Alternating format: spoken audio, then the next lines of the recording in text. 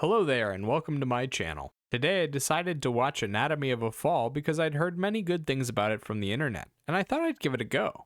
It's a French legal drama. Arthur Harari and Justine Triet wrote the screenplay, and Justine Triet directed the film. It stars Sandra Huller as Sandra Voiter, Swan Arlo as her lawyer Vincent Renzi, and Milo Machado Graner as her son Daniel. The story is about a writer named Sandra Voiter being tried for the death of her husband. He fell from the third story of their home, and the police suspect that Sandra hit him and pushed him over the edge. The movie starts by showing parts of the incident in question, and then follows the trial as the two lawyers interrogate the witnesses and investigate the case through different avenues. In the background, we see a little bit of Sandra's personal life and her son Daniel's reaction to what he's hearing in the trial and what he remembers from the day. The cast is tight-knit with just a few lawyers, a few members of the court, and a couple of people from Sandra's personal life. The screen time is split fairly evenly between the two lawyers and their arguments, and Sandra and Daniel's lives during the trial. There are a lot of cut and dry emotions in the film as the trial progresses and as the different members of the court question Sandra, Daniel, and the expert witnesses that appear. Sandra and Daniel are the leads of the story, and we spend a lot of time seeing them reacting to the trial and the information revealed there. Sandra is a middle-aged wife with a laissez-faire attitude.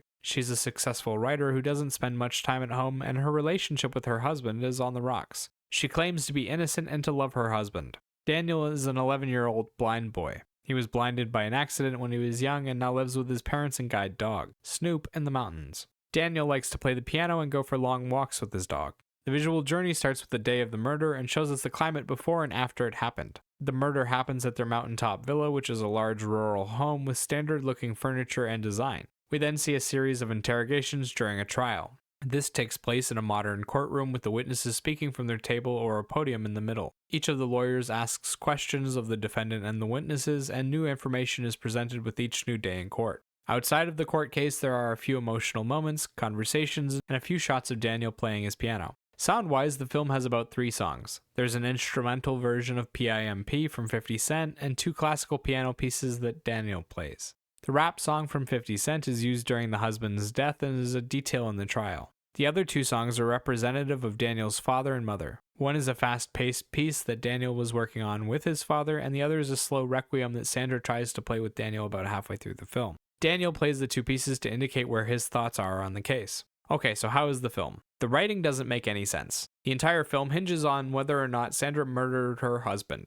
The story the prosecution presents is ridiculous, and no one would believe it without a ton more proof. The film doesn't spend much time developing Sandra, Samuel, or Daniel. We see how they feel about the trial and how they react around others, but that's about it. You're not given any reason to invest beyond finding out whether or not Sandra did it, and the film doesn't answer that question. The ending is left open. They conclude the trial, but leave it up to you to decide whether or not you think Sandra is guilty. It feels incredibly cheap and lazy. The cast did what they could with their roles, and there are even some good moments throughout the film. Daniel, Sandra, and Vincent get to do deep emotional moments in which they release a big outburst. There's also some good banter between the lawyers and the witnesses, as well as some good back and forths between the lawyers. Beyond that, though, there isn't anything to stand out, and there isn't much of that anyway. Visually, the film is quite simple. It involves 2 locations, and neither is all that detailed. One is a rural home, and the other is a standard courtroom. There are some good shots of the people involved in the trial and some nice moments visually, but nothing that really stands out. There are no big monologues, we don't see the death, and there are only 1 or 2 emotional outbursts, and they're both short. Sound-wise, the film is empty. There's almost no music throughout the film, and the small instances of music feel more like a monologue than actual music. PIMP is played by Samuel to make a point to his wife, and Daniel plays the piano to let the audience know how he's feeling.